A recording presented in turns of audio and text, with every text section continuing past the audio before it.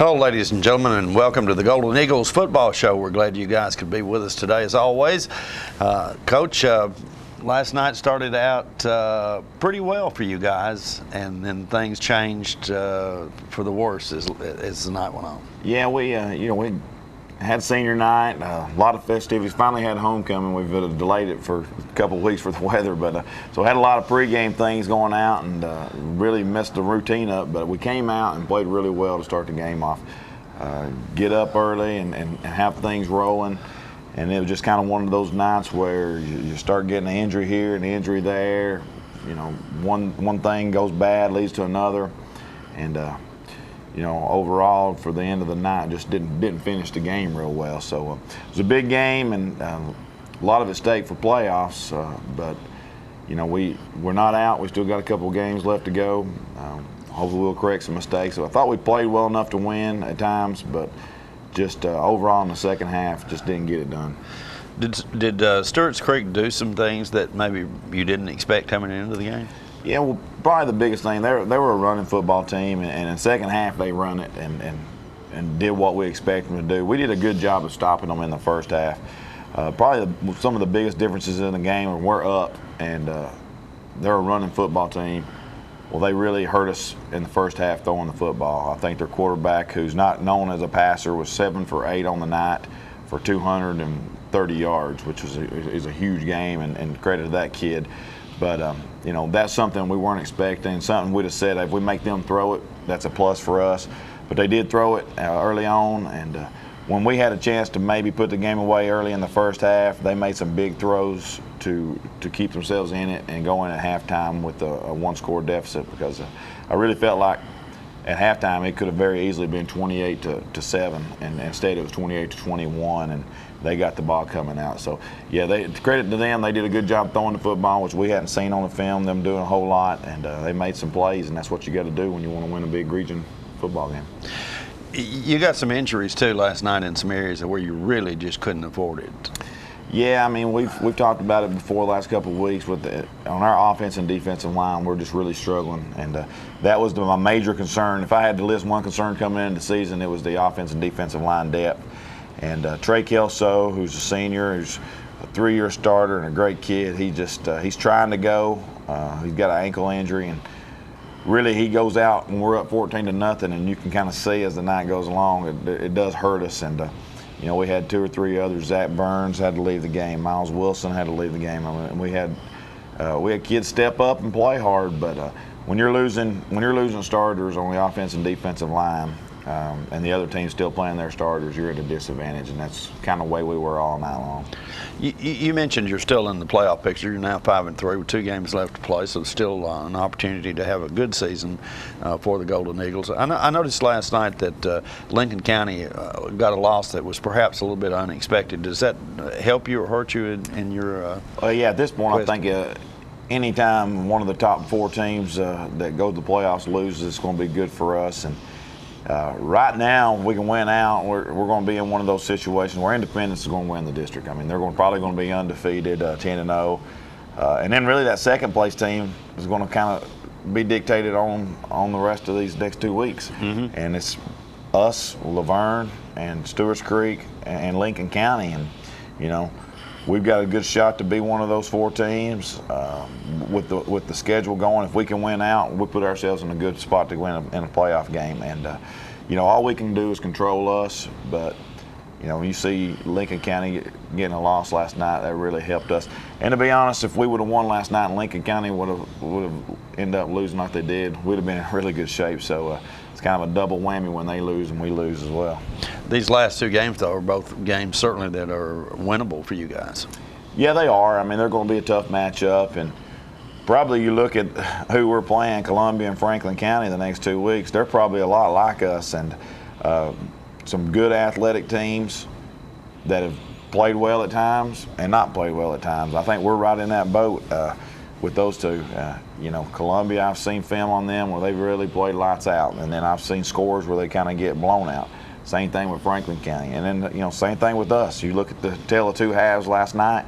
We scored 28 points in the first half, and then give up over 28 in the second half. So out of these 2 weeks, it's whichever team shows up and plays consistent for 4 quarters, and that's what we got to do as a coaching staff, is to make sure that we're that team that does it. Okay. All right, folks, we're going to take a quick commercial break. We'll be right back in a moment with first quarter action right after this.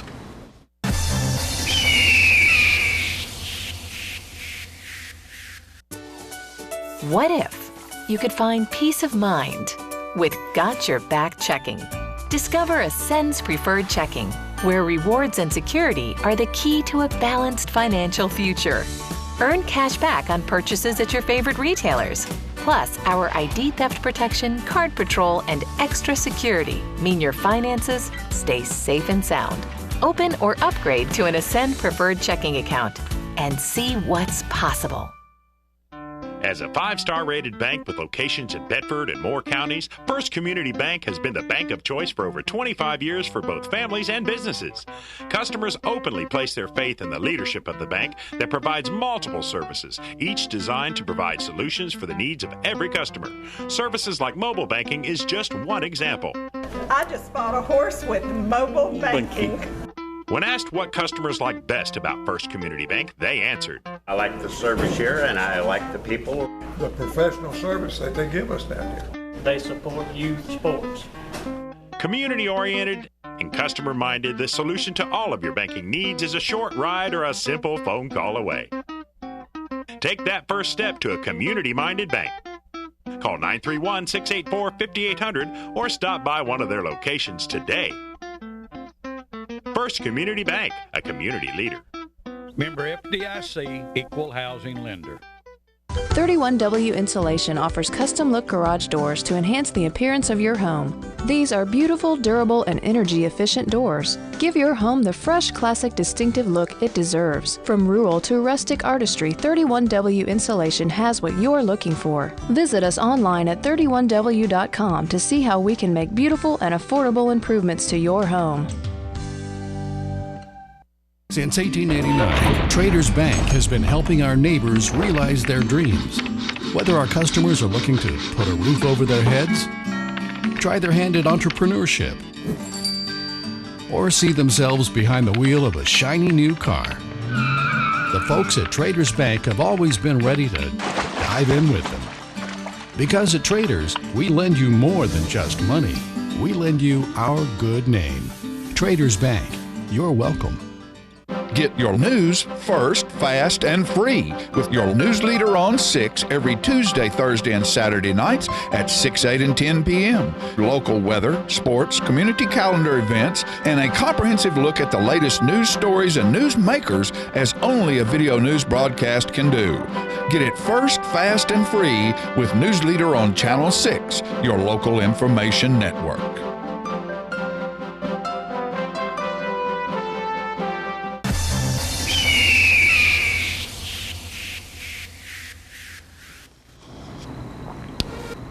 All right, starting first quarter action here. I think we've already. Yeah, so that's with the ball. We get the ball first, and we gave Jamal Harden a start. Had a great week of practice. Had a couple of issues last week with some personal fouls with Eddie, so we decided to start Jamal, and he has a great run. Good little play action fake from Mason to O.J. Davis here, and we come out of the gates firing on all cylinders. And once again, here's Jamal running really well, and you see him take a shot right there on the knee, and kind of slows him up.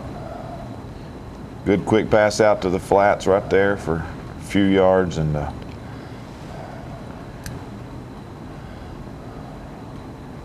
get inside the 20. And really all night, it was tough to, tough to run the football because they had so many people in the box. Another good pass to O.J. Davis, and he drags the guy down to about the 1 yard line. And we come back and get a penalty right here. We're not set. And, had a touchdown, but gets called back. Get another penalty. So good drive, and then get 2 quick penalties and bring us back. And Luke Davidson right here playing, getting his first start of his career, and good little run for him, a sophomore.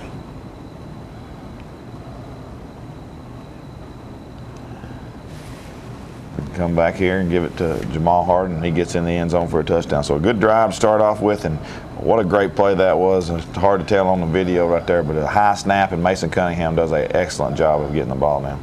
Who, by the way, committed this week to Tennessee Tech University. Yeah, very happy for him, and he had a really good game last night, and he's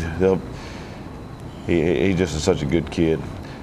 Here we come defense. When we knew they were going to run the football, they're a running team, and good job of Michael there on defense with a negative play to start. Second down play, get trapped. This is the kind of thing we've got to really work on here in practice, is not coming upfield on the defensive line, and had the same problem last week, and just got to get it fixed.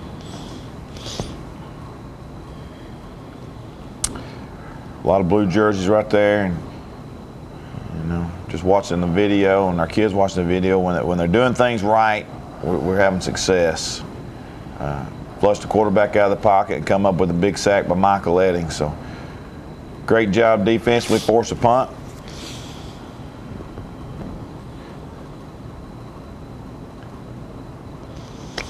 So good field position, great start to the game with a touchdown scoring drive and a forced punt. Take a quick shot right here and just don't complete it. Come back on second down, give the ball to Eddings up the middle, not much. Brings up a third and about 9. We get them to jump off sides and make it a little bit more manageable. Throw a little slow screen out to Michael Eddings, and he just really does all this by himself pretty much. And, right there we get a block by the receiver. Is probably in the end zone. But great run there by Eddings. Come back again, get inside the 5, and then couldn't see it right there, but Trey Kelso, that was his last play. We was talking about our center. Come back with a little option play to Michael, and he just makes somebody miss and walks in the end zone for a touchdown. And like I said, we're up 14-0. Things are going well, but the play before that with Trey Kelso going down, that's just one of the small things that just starts happening. That's going to end up leading to a rough night. And that's probably an area where you don't have as much depth as at all, really. No, we don't. And our starting guard, Trevin Bailey, is the guy. We have to move him from starting guard to center, and then we have to bring in a backup at guard. And, it's just tough. And here's not a very good job of fitting and doing your job right there. Number 1's a really good playmaker. We kick him out of bounds there about the 14-yard line and 12-yard line. Really, they had nothing going, and just a little quick pass. And we don't execute on the outside. But we come up and force a turnover the very next play.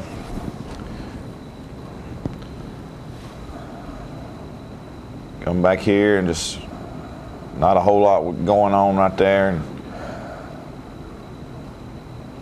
like I said, they have a lot of guys in there. It's hard to block them all. We're inside the 10. It's a tough place to throw the football. And we come back the next play, a little quarterback run. Just not a good situation there. Like I said, they're kind of forcing us to throw the ball, but when the ball's on inside your 10 and you're up 14-0, it's tough. And force a punt, and Noah Mason gets off a nice kick right here. Gets us good field position, gets them on the negative. Once again, just a little trap play. We're running upfield. And as a defense, when you run upfield, you don't even have to be blocked. And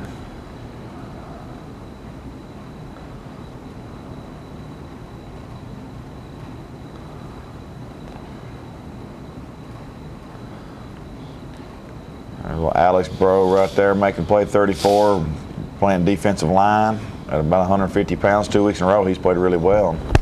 Next thing you know, quarterback makes a great pass and to number 1 and brings up 4th and short. And they get a penalty. And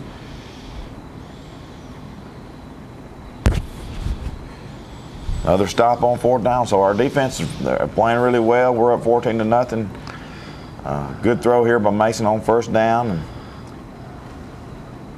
it's kind of like I've said the last couple of weeks, we've got opportunities to be putting them away here early. And another good run by Mason with a 1st down. Draw play to Michael. Good spin move and gets about 4 or 5 yards. Low snap, kind of hurts the play, and good recovery by Mason, and kind of gets hit out of bounds. And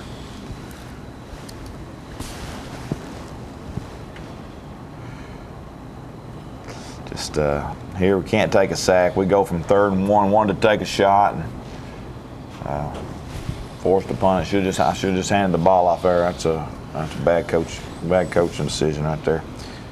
But we still can't take the sack. Another good kick by Noah Mason.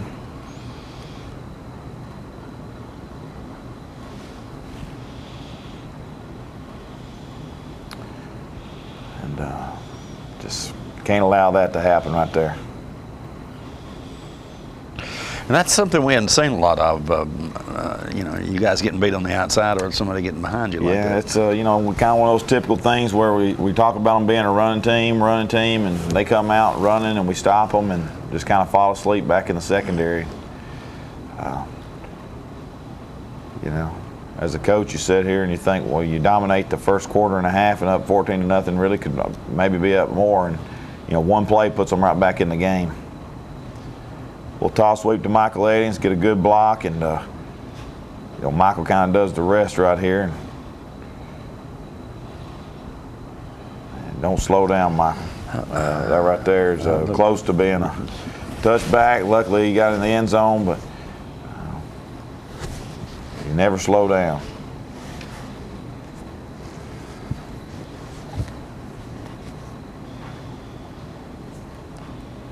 Noah Mason handling the kickoff duties, kind of pooches one up, and we had a chance to get the ball, but they ended up recovering it.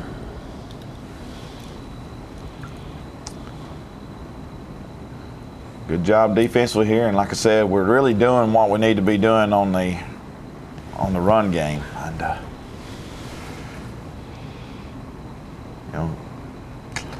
get a pass interference call right there, and come back with a little trap.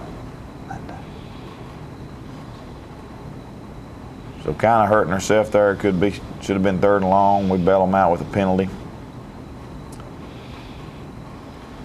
And that's just too easy right there. Way too easy. And we go from the first quarter playing really good defense and doing our job, and then kind of when you start trying to make plays instead of doing your job defensively, that's when you have breakdowns.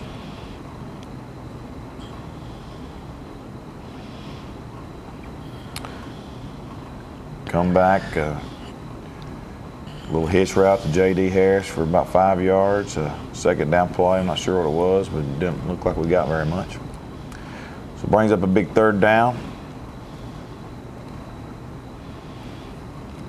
Take a shot and grabbing the jersey right there, number 2, and we get the flag for a 1st down. We'll motion, come back and hand it off once again. Michael Eddings, who's doing a great job running the football. Come back here, another screen. Set up really well. Just really moving the football. And here's where you talk about backup centers. And like I said, Trevin Bailey does a great job all night, but right there we have a snap issue and end up having another problem.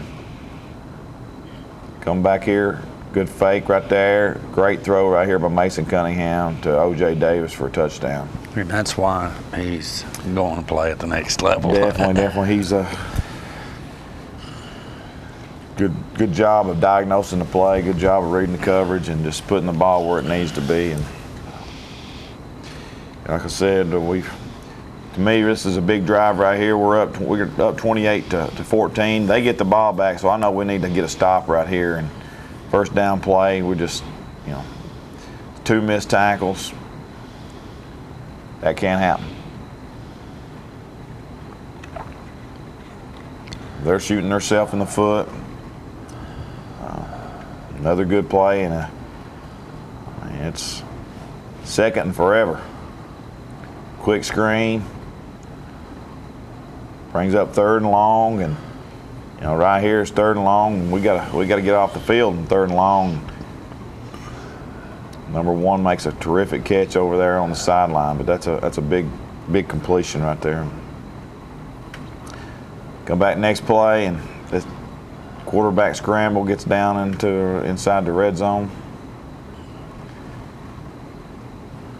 And these are those moments right here when it's hard to see, but the ball actually hits our defensive back, Chris McClain, in the chest. I thought the guy took a knee right there when he was trying to spike it, but it hit him in the chest and ends up going into that receiver's arms, and they get in the end zone right there. And I thought that was a huge score.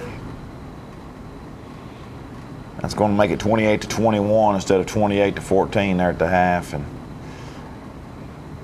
we come back right here and get decent field position. And here we go, come back with a little quick pass to the out and just got to get out of bounds. We work on these things all the time, and I mean that's not a good play by us right there. We run the route.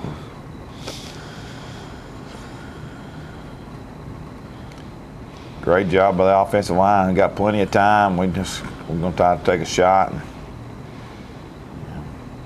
Incomplete, but we're going to go up. That's going to be the last play of the half. Okay. So the half ends 28-21, not what you'd like to have seen there. No, and I thought that was, those two passes, the one for the touchdown and then the one right there on third and long right before half was the difference in the first half. We scored 28 points, and really we do a great job of stopping their bread and butter, which is the run game. We gave up some runs, but they really hurt us with the pass.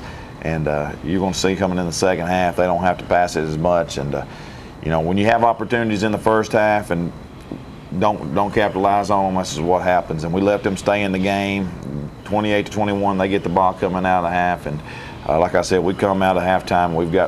We're down at least 2 linemen at that point, maybe 3, and just kind of snowball effects for the rest of the night.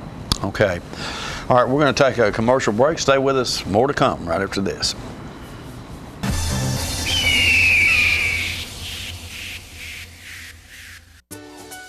What if you could find peace of mind with Got Your Back Checking? Discover Ascend's Preferred Checking, where rewards and security are the key to a balanced financial future. Earn cash back on purchases at your favorite retailers. Plus, our ID theft protection, card patrol, and extra security mean your finances stay safe and sound. Open or upgrade to an Ascend Preferred Checking account and see what's possible. As a 5-star rated bank with locations in Bedford and Moore counties, First Community Bank has been the bank of choice for over 25 years for both families and businesses. Customers openly place their faith in the leadership of the bank that provides multiple services, each designed to provide solutions for the needs of every customer. Services like mobile banking is just one example. I just bought a horse with mobile banking. When asked what customers like best about First Community Bank, they answered, I like the service here, and I like the people. The professional service that they give us down here. They support youth sports. Community-oriented and customer-minded, the solution to all of your banking needs is a short ride or a simple phone call away. Take that first step to a community-minded bank. Call 931-684-5800 or stop by one of their locations today. First Community Bank, a community leader. Member FDIC, equal housing lender. 31W Insulation offers custom-look garage doors to enhance the appearance of your home. These are beautiful, durable, and energy-efficient doors. Give your home the fresh, classic, distinctive look it deserves. From rural to rustic artistry, 31W Insulation has what you're looking for. Visit us online at 31W.com to see how we can make beautiful and affordable improvements to your home. Since 1889, Traders Bank has been helping our neighbors realize their dreams. Whether our customers are looking to put a roof over their heads, try their hand at entrepreneurship, or see themselves behind the wheel of a shiny new car, the folks at Traders Bank have always been ready to dive in with them. Because at Traders, we lend you more than just money. We lend you our good name. Traders Bank, you're welcome. Get your news first, fast, and free with your news leader on 6 every Tuesday, Thursday, and Saturday nights at 6, 8, and 10 p.m. Local weather, sports, community calendar events, and a comprehensive look at the latest news stories and news makers as only a video news broadcast can do. Get it first, fast, and free with News Leader on Channel 6, your local information network.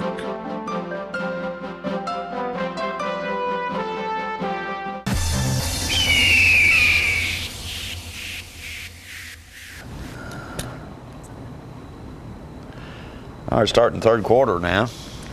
28-21 in favor of the Golden Eagles. Yeah, we come out here and this first drive is kind of one of those things. You're up 7 points, want to keep the lead. Here we go, come back up and just do a good job on first down and then allow another pass.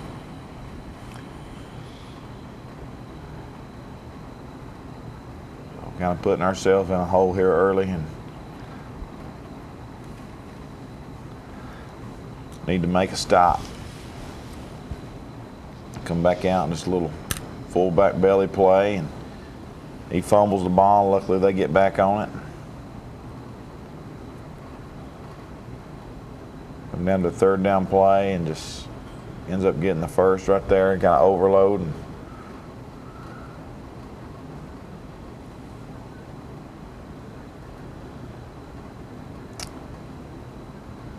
come back with a penalty right there, and they come back and score anyways and come in here to tie it up. So a good drive by them to start off, and right there have a chance, looks like maybe to block that if we lay out for it. They kick it deep to, I believe it's J.D. Harrison, get a good return out past the 30-yard line.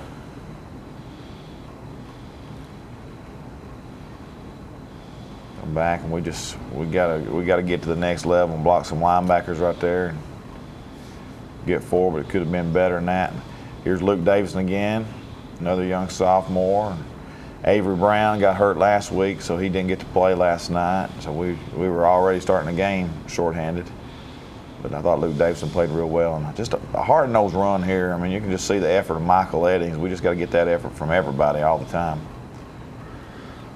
Quick screen out here to Darius Young. Does a good job getting about 15 yards. Come back here up on the next play and doesn't have a whole lot, but it's still a positive play. And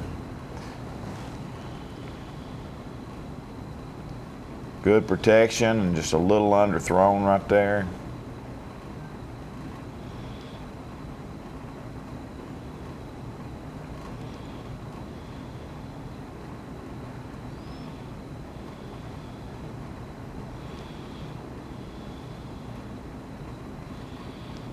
Right there's a big play in the game right here. Little screen pass out to Michael Eddings and gets hit and fumbles it. Huge play in the game. Tie ball game.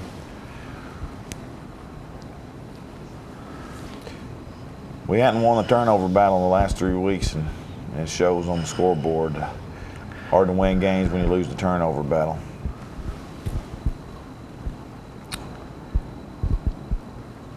We'll trap up the middle, not doing a great job of assignment football. Getting blocked down. And our linebackers really don't have a chance. We're not doing a good job of keeping people off of them. And that goes back to, as I discussed earlier, when everybody's trying to make a play, it ends up nobody making a play. And everybody's got a role. And that's what we got to get back to defensively, is just doing our role. Get a face mask penalty, I believe, right there.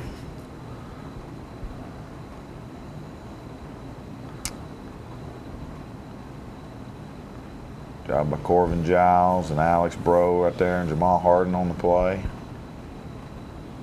Bounce it outside. I mean, looks to me like it might have been a hold, but didn't get it called. They get down to the 1. And the quarterback runs it in for a touchdown. You know, I'm not asking you to comment on that if you don't want to, but there appeared to be a few non-calls throughout the game last night. Yeah, and then, you know, you see they marked 15 yards off right there, and it was one of those games where I felt all night long that there were just things coming, and a lot of talking, a lot of taunting, and I didn't feel like that on the field that they're letting too much stuff go early. And it's frustrating on games when a big region game like this is frustrating. Just wondered, does that affect your players' concentration? Stewart's Creek had a number of personal foul penalties. Definitely, and you know, they're high school kids, and you letting some things go out there, and it's an emotional game. And, you know, it's our job as coaches on the sidelines to get things under control, but on the field, you've got a responsibility to keep it under control as well. Good little scramble right here, and a great pass to Michael Eddings, but we got a lineman downfield, and that's a guy that didn't start the game, and that's what happens when you're playing backup. Sometimes they make mistakes. Here we got to make that play right there. It's 2 guys open on that play, right? I mean, can't draw it up any better than that, and you know we just miss it. So not a lot can be said about that. You don't make all the plays, but if you're going to win big games, you got to make those. And this is just not very good fundamental defense. Good effort right there, though, coming and hawking him down right there by Darius Young, Tequel Alvin.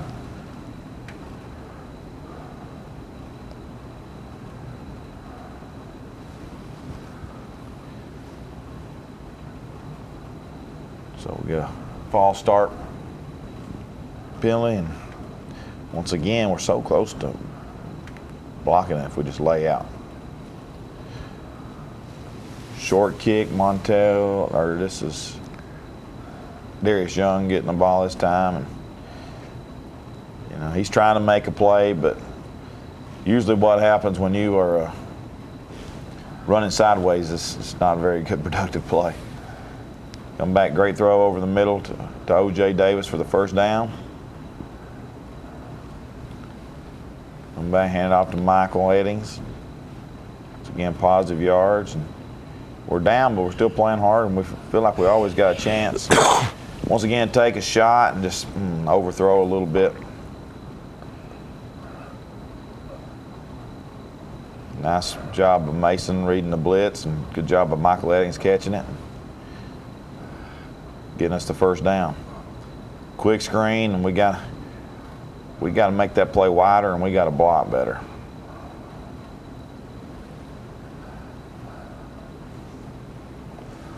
Take a shot, got him again, hit him, got to make this catch, and you know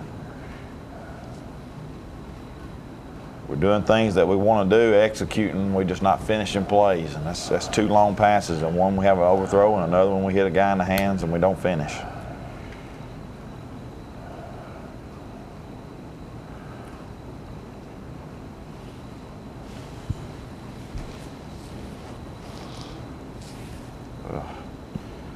Come back here on 3rd down. This is a great throw and a great catch by Michael Eddings. He pays for it a little bit right there to take a shot. He was all right, but kind of got the breath knocked out of him. But great pass by Mason Cunningham. Take a shot, another shot in the end zone, got him open, and you know those are things. If you're going to win big games, we've got to execute those plays.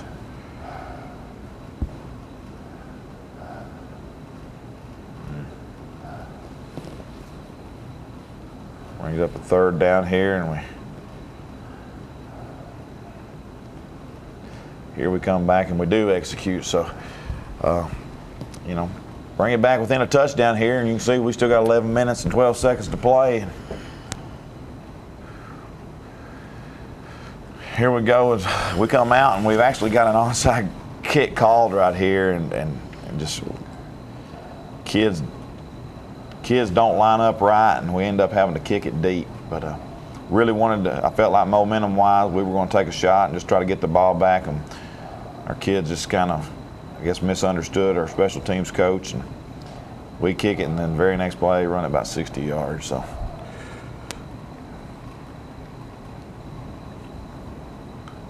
that's the other thing. When you start having to play a lot of backups, things like miscommunication starts occurring, and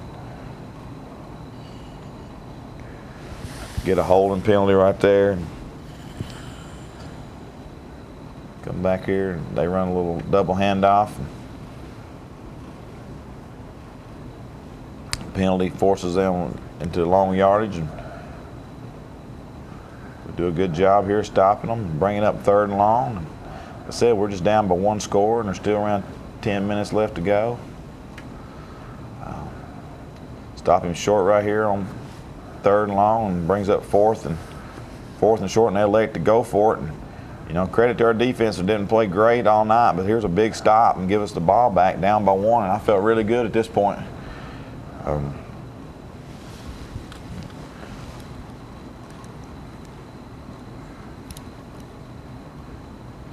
Come back with a little scramble. Great throw, and another sophomore making a big catch on the sideline, Chris Houston. 2nd down play, and Jamal Harden there getting us the 1st down. Come back, and a miscommunication, and we missed the shot again, and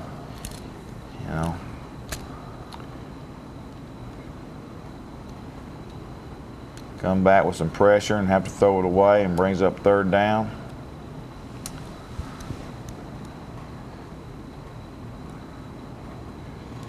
Here they come with the blitz. We don't pick it up well. Mason has to throw it quick, and we just quit on the route, and that kind of seals your fate right there.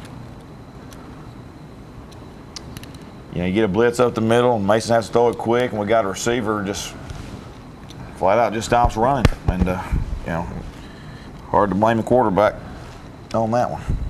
I guess those are the kind of plays you got to stay with it no matter, right? Yeah, I mean, get the ball. Michael Eddings here running the football, running it hard.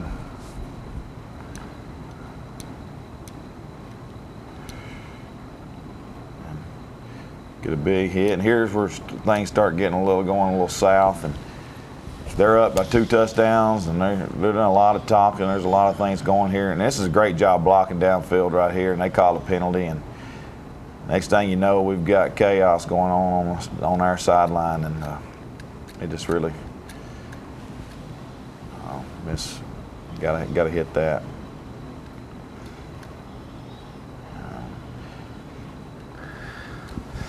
I mean, taunting is a penalty in high school. Yeah, and you can tell right here, our kids, we're not executing. We had an incident on the sideline, and I felt like coming out of here, you can tell these are the very next 2 plays that come out, and we just don't execute real well. It's a kid trying to make a play on 4th down right there and come up short.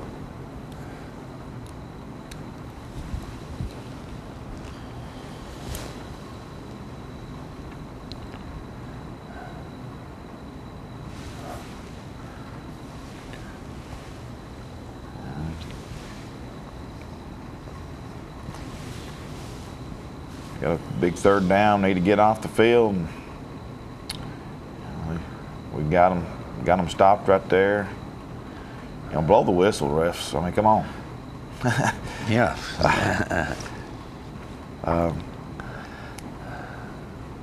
Beats me how that got a 1st down. I didn't know last night, and I don't know now. They spotted the ball 2 yards short and called for a 1st down. So. Oh, they actually spotted it 2 yards? Yeah, he puts the ball down 1.5 yards short, and on film right there it was short, and still got a 1st. So. Here comes a big 3rd and long, and we just got to make that play right there and give up another 1st down.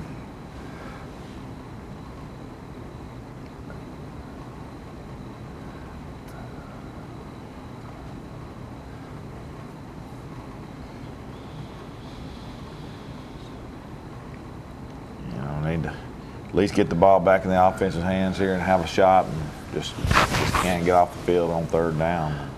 They come back with a kind of a double handoff, and we're chasing, missing tackles, and they get a 1st down. That'll pretty much wrap up the game, sealed the deal.